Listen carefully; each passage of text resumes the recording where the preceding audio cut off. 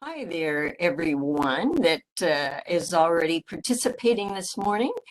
I had a participant last time say, would you please go through those WebEx directions one more time, only a little bit slower? So that's what we're doing right now. I thought I would share this information with you. We had one participant said, I have been doing WebEx meetings for over a year and I didn't know this. Well, same for me. I didn't know it until I became a participant. And then I was able to see the screen that looks like what you see. Because as a host or as a presenter, we have a different thing in WebEx. And that's one of the challenges of the program. But I thought I'd quickly just share with you what is going on here of something that we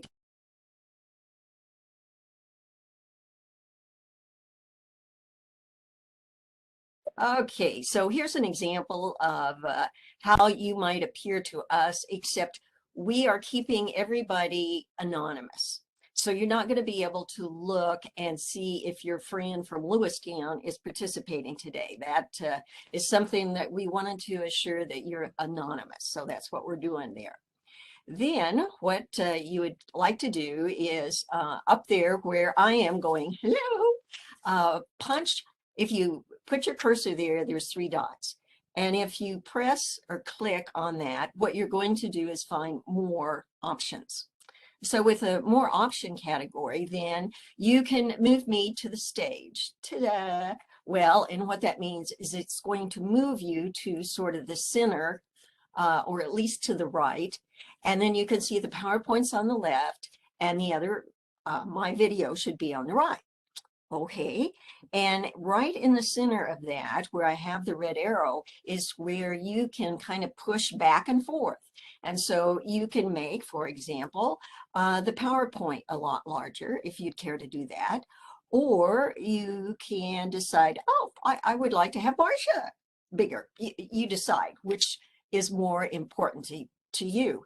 And I suppose you could even eliminate me totally. Um, yeah, I guess that could happen too. Then it'd be just like listening to a podcast on there. So we're going to wait for everybody else to join. But in the meantime, I thought I'd give you a shout out to some of the people that have responded in the chat room, because that's where I get that feeling you're really out there and you're really listening. And somebody picked up that I'm a K-State alum or alumni, whatever. And yeah, I graduated from Kansas State University, more years than I want to admit to. But I also had one lady, and you guys know who you are, put a note in that she has a sister that's living in Manhattan. And I'll tell you, I bet Manhattan has changed, but I bet it hasn't changed as much as Bozeman has over the last few years. Wow, talk about growth. And then we found an interesting thing happening is we have this image that you're somewhere and you're sitting in front of a computer, or you have your cell phone there and you're looking at the cell phone. Well, what I discovered is we have some participants in Western Montana who have decided to have a coffee clash, so to speak. And what they're doing is having two or three of them get together. They have coffee, they watch Fabulous Fridays, and then they have a conversation afterwards. So a shout out to you folks. That is a really, really neat idea that you're doing that. So I would enjoy being a part of the cafe or the coffee clutch at some point. And maybe we could do that after Fabulous Fridays are over. So I see that the clock is just 1 minute until we're going to be actually starting. And let's see what we can do here to make my screen a little bit more handy for me. And we'll do that.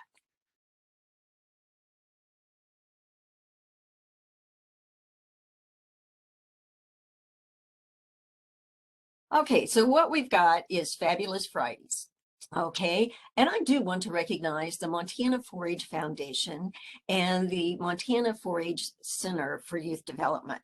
These are our two sponsors for the webinar series that we're calling Fabulous Fridays. And if Fabulous Fridays turns out to be okay, maybe we will be able to do the same thing January through March or February through April.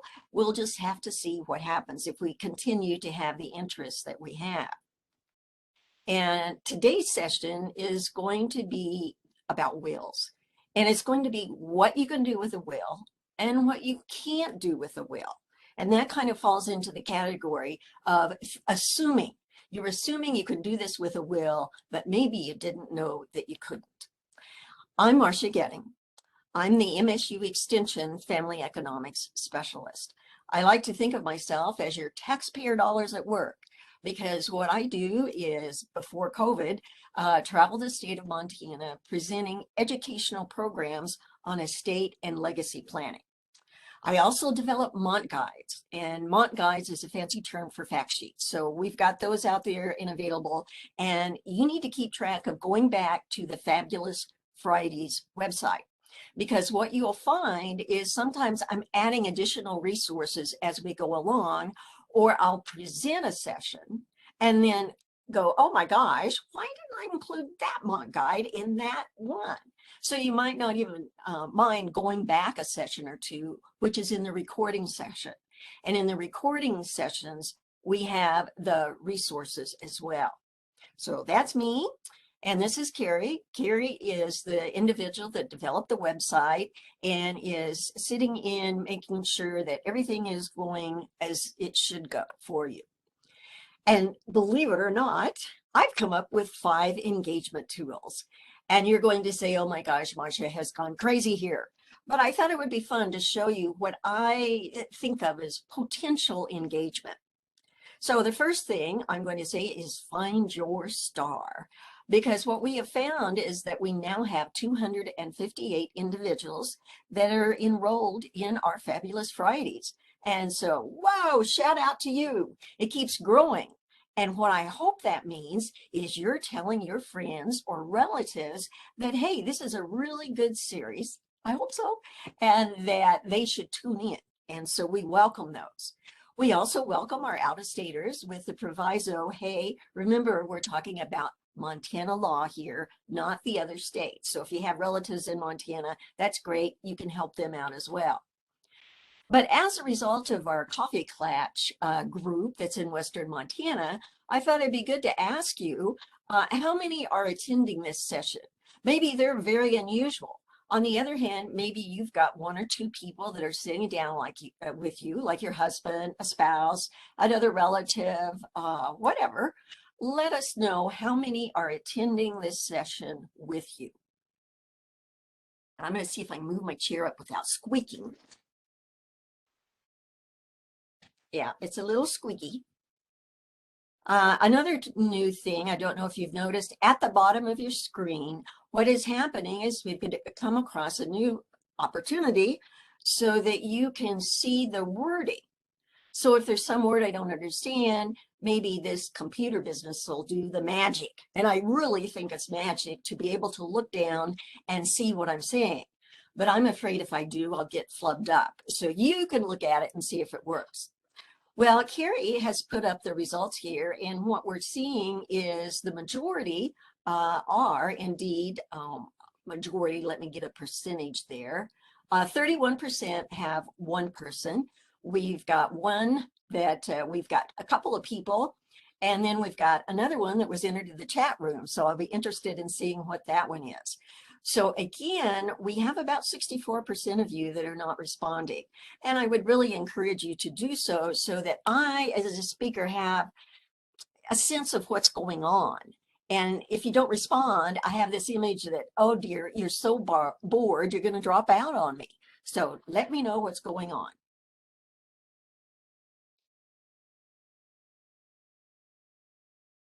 Okay.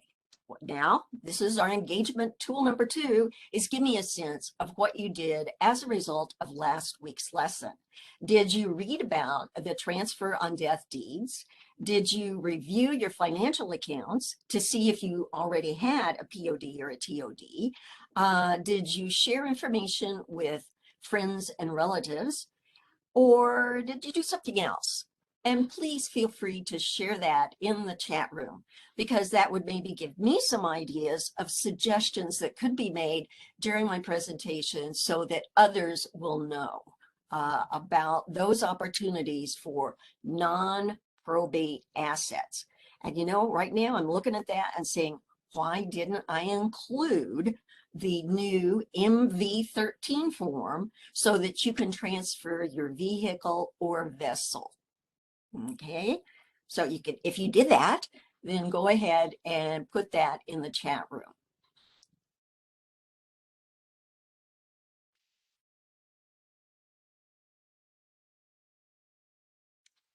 Okie doke, Carrie, what do we got here? Well, let's see. I'll move the percentages over again. And somebody did review, and we've got 10 that are sharing the information. Good for you guys. This is a way to let others know. It also gives you an opportunity to be a teacher. And you know what? We're all teachers. You parents out there have taught your kids. Now you're teaching your grandchildren. We are teachers. Okay, so let's get on and quickly look at some other engagement tools. Wildflowers, of course. Now, you can see my background, and you can see that, yeah, Marcia is pretty much a wildflower nut, but I love them. And I love them because I've been able to include them in my presentations because I want you to remember key points from Fabulous Fridays, and today, particularly about what I have to say with wills. And then don't forget, engagement includes the chat room. And you see, the thing about the chat room is we see your responses. Nobody else does. And again, we're doing that because we want to protect your privacy. We found that sometimes there's people across the state, and well, sometimes there could be different viewpoints from different family members, and we could tell. And so it's a good thing that Susie didn't know that John was on, that type of thing. And then our guest this morning, oh, I'm just honored to have Katy Lovell. And what Katy is going to do is show you how you can get a free will. Now, you're going to want to hang around. And believe me, I've attended one of the sessions that they offered before COVID. And it is really great. I mean, they do everything in the will, and I've seen the wills, and these are professionally done by attorneys that volunteer their time to help you get your wills written. So I want to give her some time. She's our guest, so she will be explaining that process to you. Now, here's my steer's head. What do I want to steer you towards today? Well, I want you to really think about just a bit of your will. Are you going to be sharing your assets equally or equitably? You're probably thinking, well, I know the difference between the two, but we'll look at those. And then I want you to know whether or not your will can control title property. Some yes, some no. And then, of course, I want to steer you to the Montana Legal Developer Will forms that Katy's going to show us. Now, here is a plant, and it's one that I couldn't find the name to. It's from Botswana. So Marcia decided to call it the heart plant. And so I'm saying, have a heart. How do you decide who you're going to leave your property to? And you say, well, Marcia, that's obvious. First, my spouse. I want to protect my spouse. I want to have protection for my children. I want to assure perhaps that my grandchildren inherit property.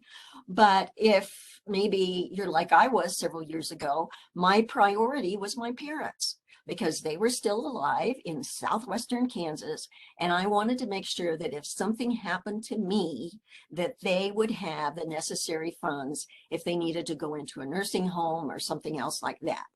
Nope, the siblings didn't matter at that point. It was mom and dad. Now, we could also think of other relatives. Maybe there's special people in your life. Mine was Aunt Marie. She was 93 years old and just as positive, and we'd take rides out and look at the wheat fields, and she'd say, aren't those beautiful? You see, she was a farm lady. How about friends? I had a friend that was with Extension that passed away years ago, and her husband had handed out each of us a piece of jewelry. And every time I use that jewelry or wear it, I think of Carol and what a special person she was. And sometimes it's colleagues. Maybe they're good enough colleagues that you would want to leave something to them. And of course, we've all got our favorite charities, okay? And how about a nonprofit? like the Montana Community Foundation, your local community foundation. So my fabulous Friday tip for you is decide first, of course, who the beneficiaries are, and then realize you don't just do one will and that's it for the rest of your life. You will change. Your beneficiaries will probably change throughout time. It could be in the beginning, you could treat all your children equally, and then later in life, you discover that one has an addiction problem. So you don't want to leave it equally because that particular kid may use the funds unwisely. And those are the funds that you worked so hard for so many years to have available to your family. Now, here is a chocolate lily. Now, that's quite the plant. Some people call it a purple fritta something. I like chocolate lily better because it reminds me of my grandma. And my grandma was one who wanted to treat her grandchildren equally. And so she had one of those chocolate bars. And of course, us two grandchildren wanted them. And I was young, my sister was young. And I said, Grandma, I'll cut it in half, one for my sister Donna, one for me. And Grandma said, well, sure, Marcia, you can do that. But Donna gets the first choice. Well, there went my opportunity to give myself more in that case. But you need to decide about this difference between equal and equitable. And we know equal, and that's, being the same. You look at Webster's dictionary, it says same quantity, same size, same degree, same value. And that's what parents want to do. If I'm going to give this kid $1,000, I better give this kid $1,000. Well, that is certainly equal. But the question would be, is it equitable? Now, equitable, you look it up in Webster's, and it says dealing fairly with all concerned. You're fair and you're impartial. And believe me, after this many years of visiting with adult children, their parents, and some cases adult grandchildren, that definition of fair, that's in the eye of the beholder. It really, really is. Because what is fair in the minds of one child is not necessarily fair in the eyes of the other. And we know in Montana from our past programs that if mom and dad die, the state of Montana does divide the property equally. And you as a parent may want to do the same thing, a third, a third, a third, if you've got 3 children. But you see, if we look at those children, they're not all equal. We have one child with Down syndrome. We've got another child that's an investment advisor. And let's just say that child is doing extremely well, particularly now with the stock market, or at least the way it was doing a couple of weeks ago. Then we have a high school teacher. Well, you probably know that high school teachers don't get paid a lot, just like some of our workers in the nursing homes right now. Golly, we should be paying them more than we are. That's a soapbox item. Okay, so we might want to provide for the child that has Down syndrome by a special needs trust, because that is the child that we want to protect the most. But we also don't want to eliminate that child's ability to be in a home. A group home may be just the best for that child. And if we're not careful and leave that child a lot of money, then lo and behold, they can't be in the home anymore because they got too much money. So that would be a reason to treat them equitably, okay? But also looking at the children, the fights that I have seen, it's just disheartening. Can the kids get along? Can they take care of the cabin, the lake house, the whatever is out there? And, you might want to consider, if you're going to do that for the 3 kids, have a separate trust. And that separate trust then is the one that could pay into taking care of the taxes, any other kinds of expenses that are there. Because with the 3 kids, you may find that one could afford to replace the refrigerator, but the other 2 can't. So it's a matter of considering the financial situation of the children. And then we've always got the one, they don't want any part of it. Matter of fact, they would be happy to sell it, get that money, and run. So you've got to really realize, do you have a child and accept that that child is the one that's going to cause issues, and either have the discussion or decide, hey, you're going to leave it to the children that appreciate the lake, the home, or whatever it is. Now, in our prior programs, we talked about right of representation. And right of representation looks at the number of children. And then if you die without a will, it's going to go as illustrated here. You have 3 children that or grandchildren that receive 1/9 each. And then we've got 1 grandchild that receives 1/3. And then we have 2 that don't receive anything. And the magic term that we had was right of representation. Now, if you already have a will, look in that will and see if the attorney put in there right of representation. And did you understand what that meant? Now, if you have an attorney that wrote your will years ago, the term might have been per stirpes, and it's spelled PERSTIRPES, per stirpes. And that's why you'd want to look at the glossary that we have available from MSU Extension, because I go in there and explain as it gets down to the generations, the difference between right of representation and per stirpes. In this case, they're the same. But as we have further generations, they get to be different, and you can see examples in that glossary Mont Guide. Now, if grandma uses the term equal to the grandchildren, then we know what that means. We've got 6 grandchildren, so that means each receives 1/6.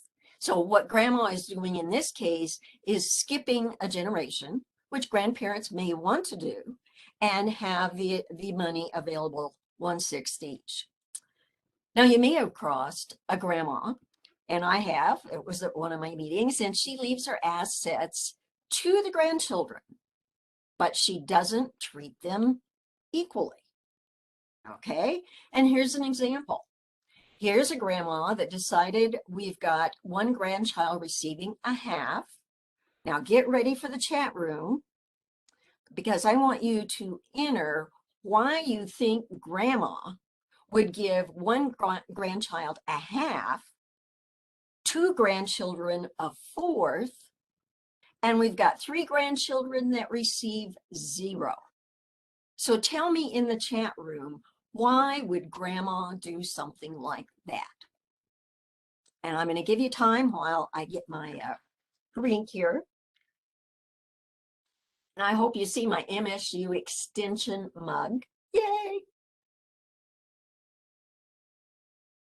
And I'll ask Carrie, has anybody entered anything in the chat room?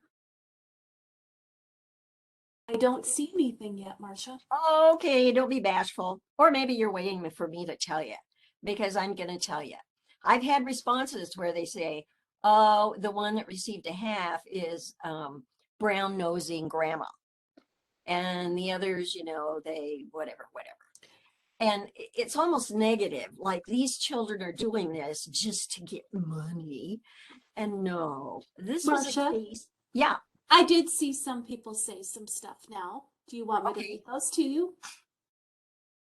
The 1/2 will be taking care of the green 0 sibling and paying his bills. The other 2 don't need it. That could be. Okay. The 3 are very special needs, are very rich. Any others? Yes. Grandma was closer to some of his kids, or some didn't even talk to her. Right on. Because you see, this is this situation.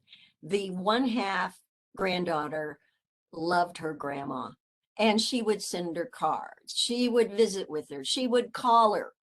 She even emailed before grandma got a cell phone type thing. The other 2 did, but not as much, you know.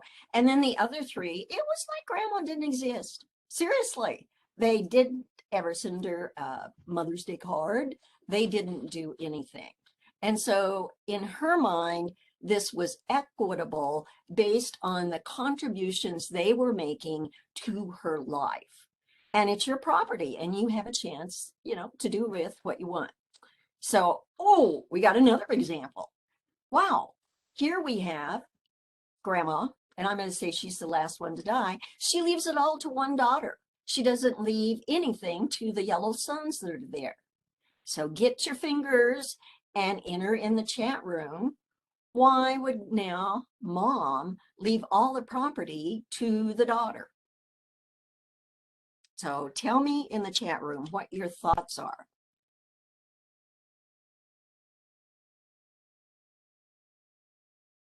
I bet you got some opinions on that one. I did too when I heard about it. And that's the thing. You know, what happens is through time, all of these stories that I'm telling you are Montanans. I don't have to take something out of a book anymore because I have more stories than I could tell you of families and what happens in estate planning.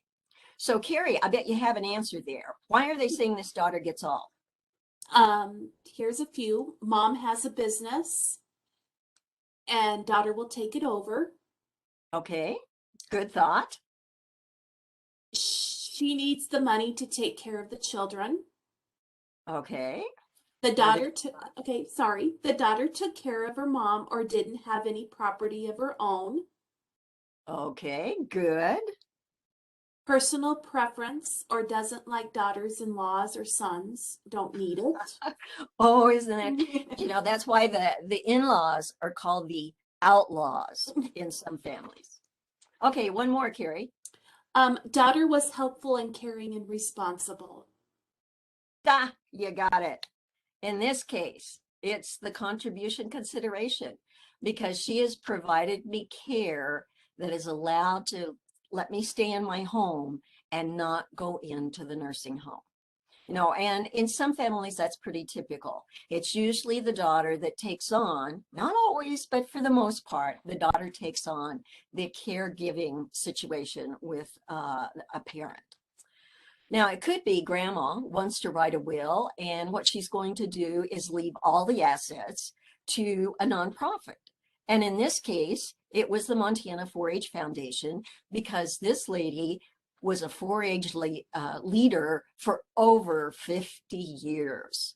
So she really felt the value of the 4-H program, and that's who she decided to leave something to. Not everything, but something. So at this point in your life, what are you going to do with, you know, what are your intentions? Are you going to distribute your assets equally, equitably / fairly, or are you going to use a combination of those? So select for me A, B, or C, and don't forget to press submit. It's way down at the bottom of the page. So if you're not careful, you've been hitting something, I'm sorry, clicking something, but you forget to hit submit. So don't forget to do that.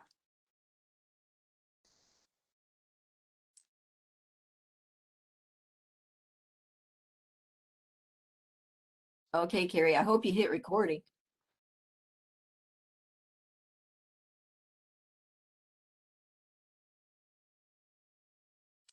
Okay, we've got, almost a tie between equal and equitable. And then we've got some folks that are going to do a combination of that. And I'm sure it's going to depend on the circumstances that are there. Okay, so we're gonna do this.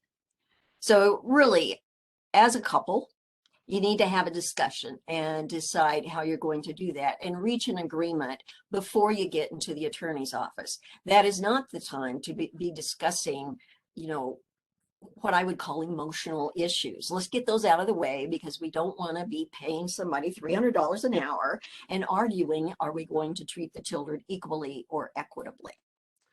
Now, here is a baneberry flower, and you can see really bright white, very lovely. And then this is the baneberry berries that result from the baneberry flowers.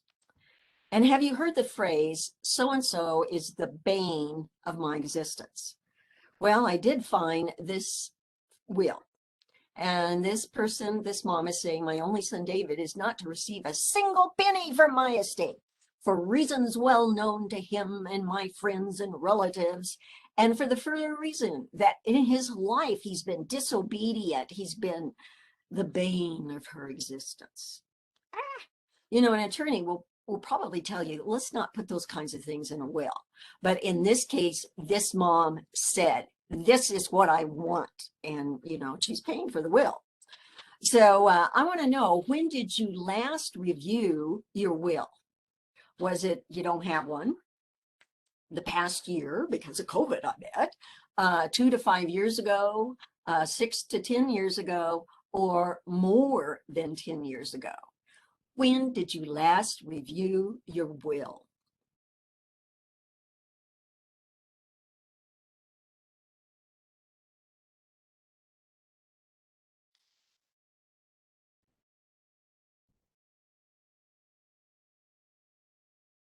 Okay, let's see what we've got here. Okay, oh my goodness, we do have 19% that don't have a will.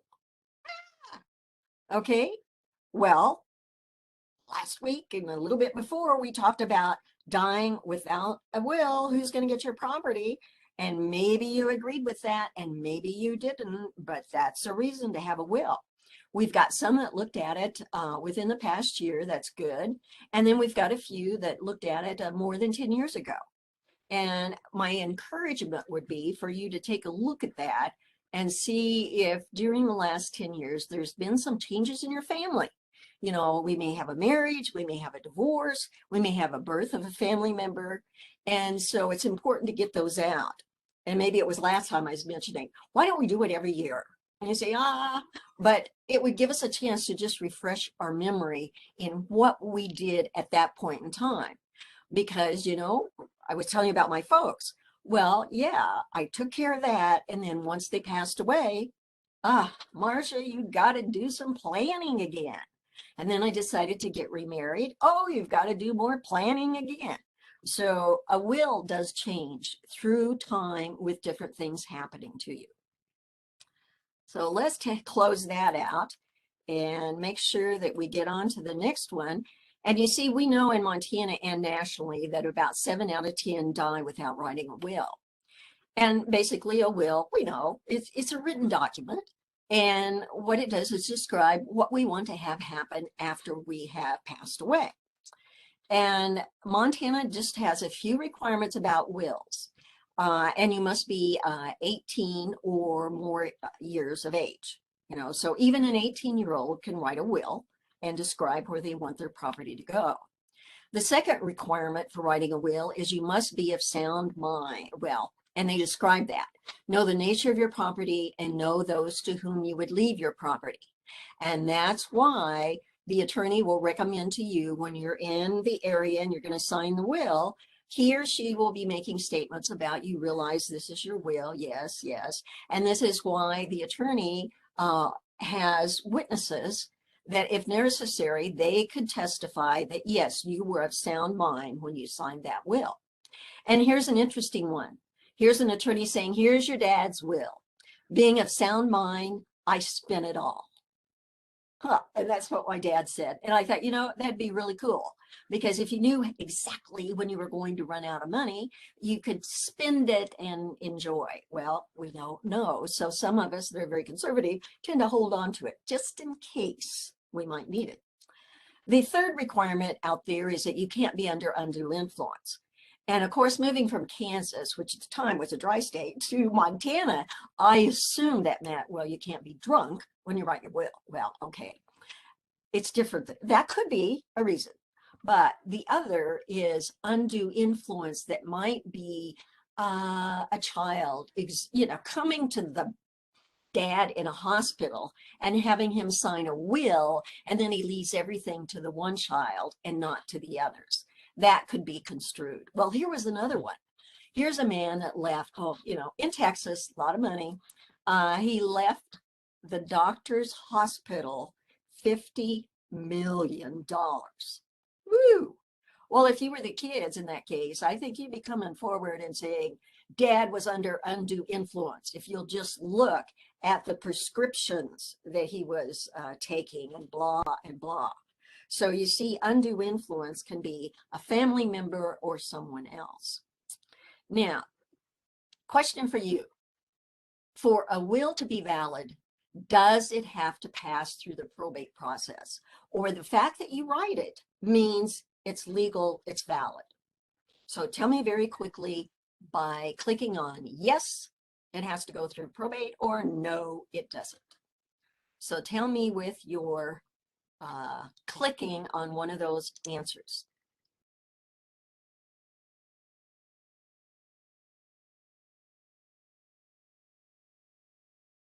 Does a will have to pass through probate to be declared valid? Okay, let's look. Oh, this is cute. Oops, I lost my mouse. Okay, you guys don't agree. As a matter of fact, you are tied. And now I see 40%, only 47% aren't participating. So this is good. This means half of you are thinking yes, and half of you are thinking no. So what we need to do is see what happens under Montana law. And you see, yes, a will has to be validated through the probate process. Now I follow that with unless all property is non-probate. So you see, last week we talked about TODs for your mutual funds, stocks, things like that. We had a transfer on death deed for your real property. We talked about a payable on death designation for your financial accounts. And now we can have a beneficiary designation for a vehicle. So it could be that we don't put the will towards probate because there isn't anything for the will to probate or to control. There's nothing out there because we used beneficiary designations, but otherwise it has to go through the probate process. Now, at the same time, I need to let you know that Montana is one of the few states that offers a holographic will. In other words, you can write a will in your own handwriting. And when you do that, it becomes where you don't need to have witnesses. If you type your will or you use one of those forms, then it has to be 2 witnesses. And you don't want those witnesses to be people that are you're leaving the property to. Because if you do, somebody's going to fight it. They're going to say, uh-oh, undue influence. So strangers are good that are in the attorney's office. So holographic, handwritten, no witnesses. Formal will, yes, 2 witnesses for that. Now, here is the Montanan in Western Montana. And what he did was he wrote his will on the motel stationery. It was in his handwriting. So my question to you, was the will valid? He wrote it on the motel stationery. Was the will valid? Yes or no? So give me an answer by clicking on yes or no. You have a 50% chance of being correct. So let's check that real quickly.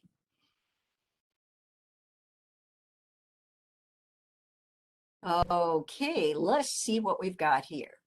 Okay, so we've got 53% that said, yes, it's valid. We had some that, no answer again, and nobody selected no. You're going to love this one. No. The judge ruled no, this is not a holographic will because everything wasn't in the testator's handwriting. Testator is a person that writes a will. Well, think about it. What's on motel stationery?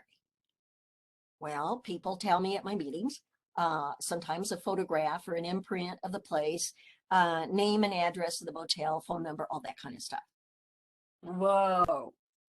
But in this case, the judge said, yeah, it's not a holographic will, so he dumped it. And what that meant is the property went by state law. See, you don't necessarily know what is going to happen with something like that. You may recall that we had, let's say, somewhat famous TV personality, and he wrote a letter, and in his letter, he left some property to an individual in Montana. Well, later, he passed away, but that letter was written when he had a disease that ended up killing him. So in this case, that letter was submitted as a holographic will, even though it wasn't signed other than initials. Now, the attorneys that I was working with at the time just went, oh, that'll never get through. But it did. Here was a judge that was really looking at, we can understand from this letter what the intent of the testator was. And the testator wanted to leave this property to this individual. And so that's what happened eventually. It wound up going to the Supreme Court in Montana, but it did happen. So we can change our will. We can just go out and we can say, I hereby revoke. And when you write your will, that's one of the paragraphs the attorney is going to write in there, because he or she may not know that you had a will that you did 20 years ago that's still in the safe deposit box. So we always, because it's the latest will, that's typically the one that is used. Or add a codicil. Well, a codicil used to be, you had your 8-page will, and there was just one paragraph that you wanted to change. So we changed that paragraph that was witnessed just like your regular will, and we did it. The attorneys did. And then you can make an entirely new will. And that's kind of the way of today, because my goodness, we've got software programs, the attorney saves it, he or she goes back in, changes it, and we have the new will and have you sign it. And that's good too, because it makes you review what's in there again and sign it once you're satisfied with what's there. Now I get this Marcia, question. you Yes. have a question. What Okay. happens if someone else handwrites a will and you sign it? Then would it be valid with our out witnesses? No, if you're going to write a will, it has to be in the testator's handwriting. And if you have a testator that cannot write, don't even think about doing a holographic will. Get an attorney that's willing to come to the home, because we may have somebody that just can't get out, and have that attorney come by and, find out what is needed in the will. Let the attorney go back and redo or do whatever is necessary.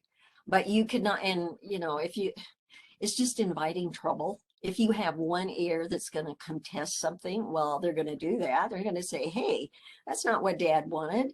It's what that person wanted that wrote it and then convinced dad to sign it, and he didn't even get to look at it. So don't go there. Protect yourself and your loved one. Oops, I didn't get to this one. I get asked this a lot. Do I have to leave at least $1 to each child to convince them not to contest the will?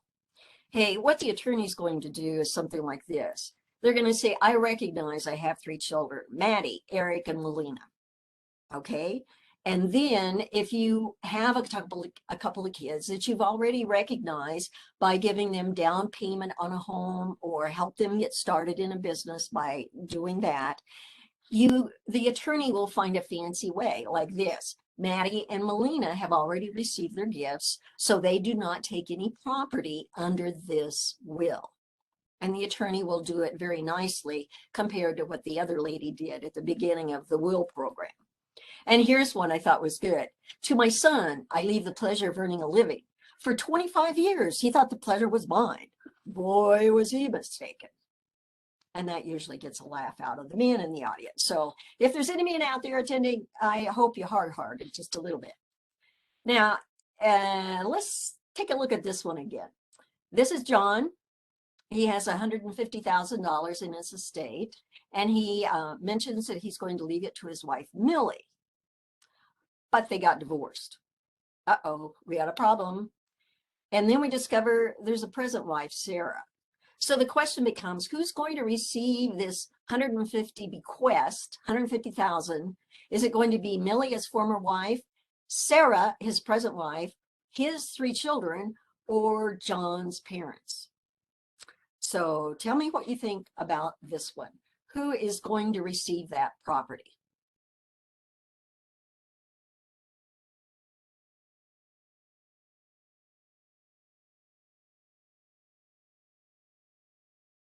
who is going to receive the $150,000? Millie, Sarah, John's 3 children, or no answer? Well, let's see what you're saying. Well, we've got 31% of you that say it's going to be Millie. 31%. We had 11% say his present wife, and we only had 4% that thought it was the children. Well, you're going to find this one a little bit interesting as well, because what we find is not the former wife. No, no, no. It's not Sarah, his present wife, but it's his 3 children. You're thinking, why would that be? The will said Millie, and then it said wife, and so we'd assume it's Sarah. But no, what we've got is a law in Montana that says once you are divorced, it revokes the bequest. And that should have been something that was handled in the divorce situation. You know, the attorney or the person should have said, whoa, I need to update my will. And I bet Sarah thought he should update the will too as the present wife. But anyway, at least it's the children that receive it and not John's parents. So the key here is maybe John and Millie had an amicable divorce. They still don't hate one another. They like one another. You know, they have their kids. And so what John would want to do after that then is have a will that's dated after the divorce decree. And then that settlement would be honored in that particular case. But a separation decree is not a divorce. Even if you've been separated 20 years, which I had a lady at one of my meetings. And I said, you've got to do some serious thinking about what you want to have happen. Okay. And then there's Heine. He made his wife the sole beneficiary on the condition that she remarry, because then there will be at least one man to regret my death. Har, har, har. People like that one at the public meetings too. So if you want to laugh out loud, go ahead. So write a will and make sure that you're not the bane of someone's existence. Now, these happen to be our mule's ears. And, you know, we learned from a prior meeting that we've got people that can be stubborn as a mule. And we found out that when dad dies, because the property's in joint tenancy, it goes to his new wife. And she gets all. Then we discovered that, hey, it's the joint tenancy. You can't undo a joint tenancy with a will. So you've got to be careful about how you're titling property if you're wanting to protect your children from a prior marriage. Now, I want to make sure that I give Katy time to talk to us. And what I've got here is a flame lily. And this is from a trip that I took to Botswana. And you can't tell, but behind that is black velvet. And I had a colleague that we took this tour together, and she's holding the black velvet for me so that we can focus on the beauty of the flame lily, because it's a little bit rare out in that part of the country. So I want you to be on fire, yes, to get your will written. Okay, now Katy. Katy is the person that I want to introduce. And I told you that she is the Montana legal developer with the Office on Aging. And I've had the pleasure of also being on a work group with Katy. And this work group is the Montana Alzheimer's Work Group. And what we've been doing is looking at what kinds of educational program we can provide for caregivers who have a loved one with Alzheimer's or other form of dementia. And Katy and I have been focusing on the financial and legal, because that's why we were invited to be on the committee. So Katy, I want you to jump right in there and tell us more about what a legal developer does in Montana. Thanks, Marcia. It is a confusing title. It doesn't really make a lot of sense to what I do on a daily basis, but My office is funded through the Older Americans Act, which is federal funding that every state receives in order to work with older adults. And my office runs a legal hotline. So we run a program that does civil legal advice for seniors, for caregivers, for family members, and for adults with disabilities. So we provide advice on a wide range of civil legal issues, everything from landlord-tenant to consumer finance to a lot of questions about estate planning and a lot more questions about student debt than I would have thought we would be answering for 60-year-olds. But, you know, a little bit different every day. And one of the ways that Marcia and I interact the most is through our legal document clinics, and they are a really wonderful program that folks can take advantage of. And there are two different types. The first is a phone clinic, and a phone clinic is just what it sounds. It's an appointment that's over the phone. And it starts with an older adult calling our office, if you're 60 years of age or older, or a tribal member, or an adult with a disability. And we do a short intake with you, which is just demographic information to make sure that our forms are right for your situation. And then it's a little bit of screening on other factors that we may want to consider when working through your documents with you. And once we finish that screening, we mail you a packet, which has a place for you to fill out a little bit more information about who you want to name in your documents, who are going to be your beneficiaries. Are you going to name any nonprofit organizations or charitable giving? Or are you going to name children or family members or friends? And it allows you to write that out and do that thinking ahead of meeting with the attorney or paralegal for the first time. And once we receive that information back from folks, we schedule them an appointment to speak with our paralegal. Her name is Suzanne Voss. She's absolutely wonderful. She could explain these topics to anyone, and she's really, really kind and will really help folks work through those really difficult questions, because sometimes equitable versus equal is not always an easy choice, or you have questions and you didn't get to attend one of Marcia's really great seminars. So it's really a great process. And then all of the documents are reviewed by an attorney, and they're mailed out with instructions on what to do with each of the documents. It's a completely free program, and it's a really wonderful way for folks to work through their documents, especially in the winter months when travel is really difficult, or when you can't make it to one of our legal document clinics, which are spread throughout the state. A lot of times phone clinics are a really great way to work through not only your estate planning, but maybe another legal issue that you've been hesitating to ask someone about. So a lot of times we'll get questions about Medicaid or questions about a housing situation that folks, you know, have just felt either embarrassed or afraid to talk to someone about, or didn't know who to talk to someone about. So it's a really great way to work through your estate planning and then any other legal issues that you might be facing in your life at that time. What And about COVID?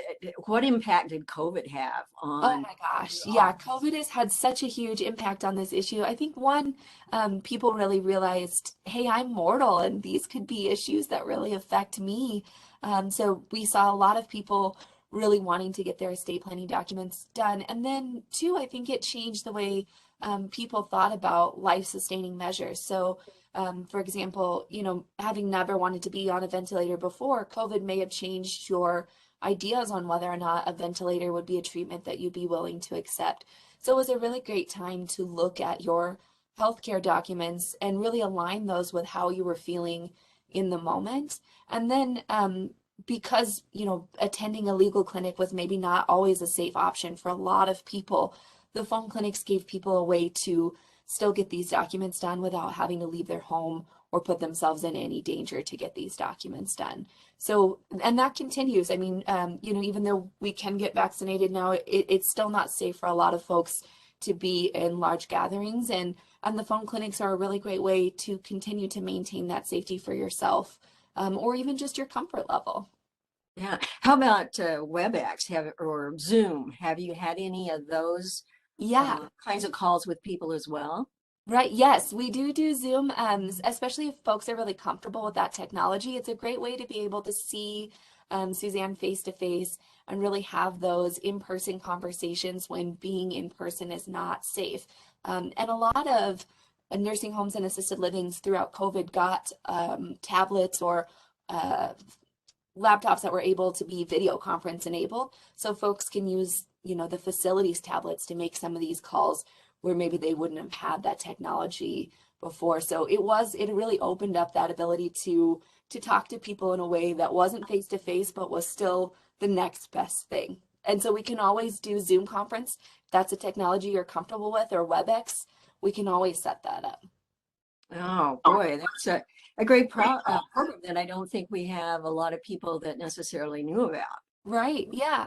The other part of the program are the in-person clinics, and the in-person clinics are just a wonderful experience. They're one of my favorite parts of my job, just because we get to sit with people and to go through these, sometimes difficult documents in a face-to-face basis.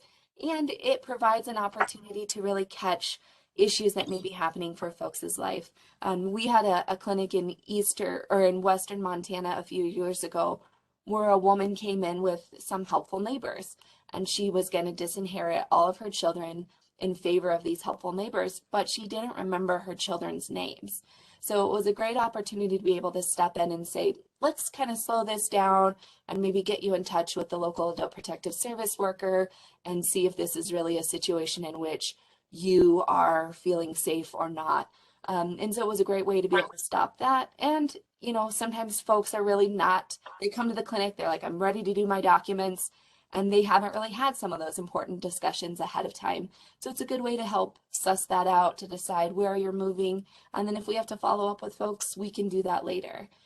We have been doing some clinics throughout the pandemic, with every possible safety procedure in place, and we'll continue to do them hopefully in 2022.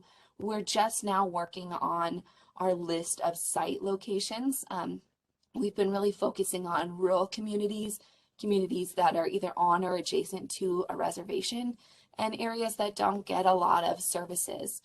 So we'll be in some really small towns again over the next few years, and that's really one of our favorite places to go, because people really need those services there. So as soon as that list is updated, it'll go up on our website, and folks can check out if there's a clinic near them. And if anyone has any suggestions for a location or a community that you think we haven't been to and we need to, you can always give me a call. And this is our 1-800 number. You can register by calling that number to any of the clinics, and you'll speak to either me or one of our wonderful AmeriCorps, and we'll get you scheduled for one of those in-person clinics. Yeah, like I said, it's a great program. I had a chance to attend the one that was held a couple of years ago in Helena. Yeah. And boy, talk about organized. All these tables, they even printed out the wills for people. They gave them directions. They had the witnesses. I mean, it was fantastic opportunity for Montanans to really get those kinds of things done. Yeah. So I know you have some forms. Now, they weren't available on the website for a while, but they've redone everything. And they have some wonderful forms that we have also listed at the Fabulous Fridays website. So if you don't have a chance to copy that one down, hey, Carrie, this is something maybe you could do. Can you put that link in the chat room? And pretty soon we are going to get to the chat room and answer some questions that you have. So Sure. there's the link for that. And tell us what kinds of things you have for these forms. Sure. So each of the forms will be you'll find the form itself, which is right now it's available in Word. We've had folks, have difficulties with Word, and we try to make adjustments to that if people just want to give me a call and let me know that, Word isn't working for them. And then you'll also find instructions for each of the documents, which prints up as a PDF or opens up as a PDF, so that you can see what information is supposed to go in what blank. Really a way to help walk you through these documents.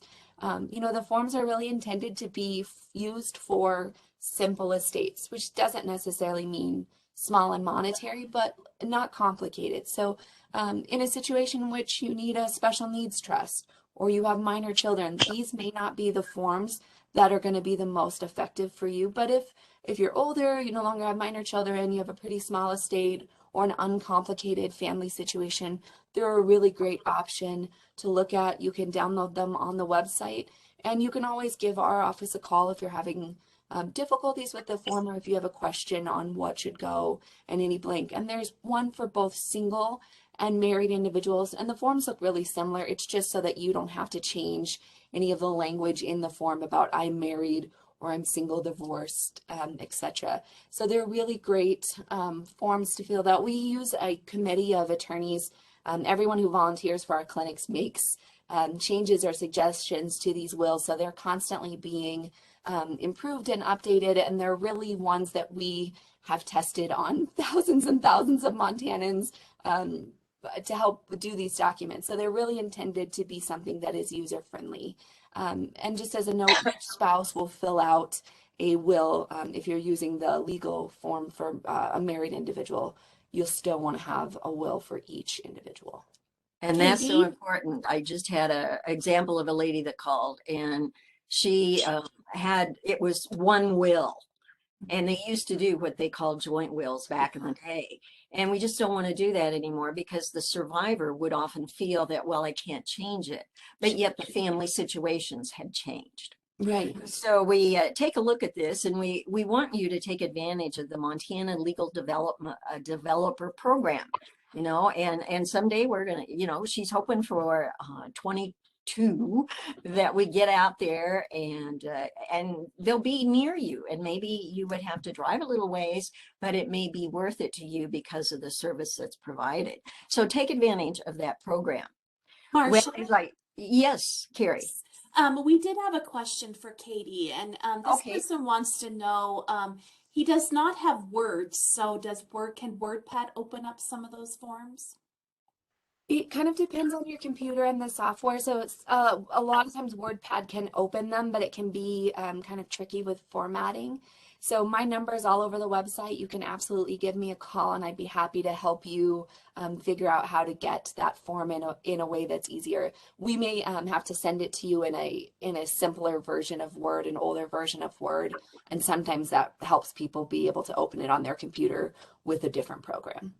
And Carrie, what I've done sometimes just to give people the background is to just send it to them in hard copy so that they have a chance to read it over and think about it, because wow, that's a lot to think about before you get even to the workshop. So if you're in a situation where that is occurring, we would, and I'm sure Kathy the same way, would be glad to copy that for you and mail it out so you have a chance to look at it. Well, I want to give us time to answer some questions that people have. So I'm just going to quickly go through, you know, the lady slipper is saying time has slipped by. We want you to consider before you write your will, if you're going to divide your assets equally or equitably, what you can do with title property with a will or not. And hope I've steered you to the legal developer will forms. So again, if you don't have this memory, like the elephant's head, see those ears? Yeah. Ooh, I love elephant heads. We've got those monk eyes. And Kathy or Katie uses those. I use them. Other people use them. Some of the attorneys use them. That's great. And these are also available from your county extension agent, wherever you happen to be located, and also Reservation Extension's office. So don't forget, if there's any questions that you have, enter those in the chat room. And don't forget, next week, we are going to be talking about who gets grandma's yellow pie plate and grandpa's watch, and how you can legally assure that that will happen by putting some things in writing. So I've got my cue here, stop screen sharing. That's me. So I stopped doing that. And what Carrie's going to do is open up the chat room and ask us questions. And we'll just say, hey, Carrie, is it Marcia or is it Katie that should answer the question if you know? Okay, Marcia, there's a question for you. Will you be talking about intellectual property and royalty income? No, that has not been included in the program, but if somebody wants some information on that, do email, put a thing in the chat room. I haven't got to last week's yet. Oh, it's been one of those weeks, so that's my excuse. And I will be able to send you some things that I'm aware of about copyright, patents, etc. Because now on the web, there's some of that specific information because of copyright infringements and what have you. So be glad to do that. Okay, this form is for, this question is for Katie. Are the forms for a living trust, and how do you find out where and when the in-person clinics are? Sure. We don't have any forms for trust on the website. We have the really simple forms for the simple states. You can find all of those on the website. The in-person clinics, we do post those on our website as soon as we make that list available. So those should go up in the next month or two. Hopefully we'll have the ability to sit down and finalize those decisions soon. And we post them as soon as they're available at our Fabulous Fridays website as well. So that way you've got two opportunities to find out. And go ahead, excuse that term, go ahead and email us. We'd be glad to send you a copy of the schedule. Okay, next question, and this is for Marcia. If you are a beneficiary of a trust, does the trust usually determine who gets to your share of the trust when you die? Or can you say in your will who you want to leave your share of the trust to? Okay, when we do a trust, that is a separate document from a will. Now, we may have a will that says anything that we didn't put into the trust goes into the trust. So the will controls property that's outside the trust. And then if the trust gives a beneficiary, then there's something in the trust that says, well, if my beneficiary dies before I do, this is where it's going to go. Or it just depends on the type of trust. Is it an irrevocable trust where the beneficiary only gets the interest from the trust or a certain amount of money, and then it passes on to the next generation? So what you've got to do is look closely to the trust document to find out what it says about what you get. Is it only income, or is it the balance that's in the trust at a certain age? So the key is the wording. What wording did the trustor put in the trust? Okay. Okay, this question is for Marcia. Does it a holographic will need witnesses if we fill it out by hand? Okay, now a holographic will, you've got to remember, is everything is in the testator's handwriting. Okay, if you're doing one of those fill in the blank wills, that is not considered as a holographic will. We had a company years ago that, the guy had a three-piece suit on and he put himself in, you've seen those, Katie, where he looks so serious and it says this will applies all over the United States. So I ordered it because I was receiving lots of questions, and for $9.95 or $19.95, what a deal. And then I got it and I go, oh, good grief, this is one that you fill in the blanks. Well, you're going to have witnesses. And not only that, there was language used in that I thought, okay. So I took it around to people in my department. These are PhD people in economics. And I said, see that term, right of representation, how it's going to go to the children? What does that mean? Well, they didn't know. And a lot of us don't know until we've had a little bit of education on it. So I would just almost say, stay away from those forms. It's worth having an attorney do it specific to your family situation. And these fill in the blanks just don't often do that at all. And if not, I mean, you can make a mistake and get the whole thing blown out of the court when it's in probate. The judge says, not going to accept this one. There goes your testamentary wishes when you do that. Okay, next, there's a couple more questions, and this might be for both of you. When does one need an attorney, and when does one use the legal services developer? Katie, I'll have you take that one on first. So our program does have an attorney on staff. All of your documents are reviewed by an attorney. The woman who drafts all of our documents is a paralegal in Montana. So she's got years and years of legal training, especially specifically to estates. So It's available to you. It's a free service. I would say, it's always the better option to consult an attorney if possible for you, or some sort of legal program. So I know we do wills. Montana Legal Services also does wills for Native American folks. And so if you can get legal advice, definitely always get legal advice. That's just always the better option.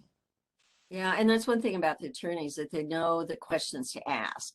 It was very easy for me at one point to think, oh, I could do my own will. Heavens, I've had all this stuff. And then I go to an attorney, and guess what? The attorney brought up some things for consideration about my folks that I hadn't considered. And I thought, after all these years, surely I would know, but I didn't. And I'm so glad that I went to the attorney, because I knew then, and I could sleep at night, that I was protecting my folks. And that was my goal at that point in time. So I know people don't like to pay an attorney when they hear, oh, $300 an hour, they're going. But sometimes what you'll find is an attorney is going to do a will, and based on their experience, they're able to do it quicker. And if you look at that one, estate planning getting started, and what my attorney should know, that list there, and you've got all your act together, it's not going to take the attorney as long to work with you as it would somebody that just goes in there cold. And the attorney says, well, I need to know this, this, and this. And yeah, I didn't like paying what it cost, but I decided it was well worth it. It's a tool that assures that your wishes are honored and it's done right. That's what we want. I've worked hard for my money, and I want to make sure it gets to the right people, and my right charities as well. And if I don't write a will, how are my charities going to receive? How's the 4-H Foundation going to receive something? How is the Alzheimer's Association going to receive something? So, I will. Okay, Carrie, another question? Yes. Is there a time limitation to discovery of not the testator writing the will, but the beneficiary designation goes to the actual author of the will? Is there a process to handle this 20 years later? Oh boy. Well, I'll take a shot at this. What happens, let's say in a bank, and we have a situation where there was a beneficiary of an account and they can't find the beneficiary. Well, it doesn't mean that the bank just gets to keep that money. It's turned over to what is called an escheats bureau in the state of Montana. And our escheats bureau has 2 individuals in that handles all this property that is in there. So after 20 years, it might be really interesting to discover if that bureau has some funds there that were designated beneficiary to Judy Jones. And so Judy Jones can contact that bureau and say, years ago, I was told, blah, blah, the circumstances, then be able to prove who you are. And then it could be that money would be taken out of that because they found the rightful owner. Sometimes there's a lot of work in finding heirs, but if it's a small amount of money, even the state or the relatives aren't going to take care of that. And sometimes in the will, attorneys will put in something like if there's an estranged child and the child went off and nobody's heard for 10 years, well, it's very difficult to find that individual. And there may be a paragraph that says, if that person isn't found within a certain amount of time, then the asset passes on to someone else. So that might be one way to take care of the issue. Okay, Carrie, any other questions? That's all the questions. Okay, well, thank you very much, all of you that have participated. And I want to thank Katy again. Thanks for tuning in and attending again. And Katy's been one that a loyal supporter of this program, and I've seen her in past. We've had Tuesday tips, Mont Guide Mondays, Wednesday wisdom, and thoughtful Thursdays, and now we have fabulous Fridays. I'll stop coming when I stop learning something from you every time. So for the future, I'm here. Yeah, and I see slides I want to change. Matter of fact, I've got a few notes to myself of some things I want to change in the looping slides. It's a continuation of trying to make things clear to people, and that's why we make those changes. So again, Katy, thank you for joining us. Thank you out there for joining us, and we'll look forward to seeing you next week with who gets Grandma's yellow pie plate and Grandpa's watch. In the meantime, do be safe, wear that mask, and keep healthy. Okay? Bye-bye.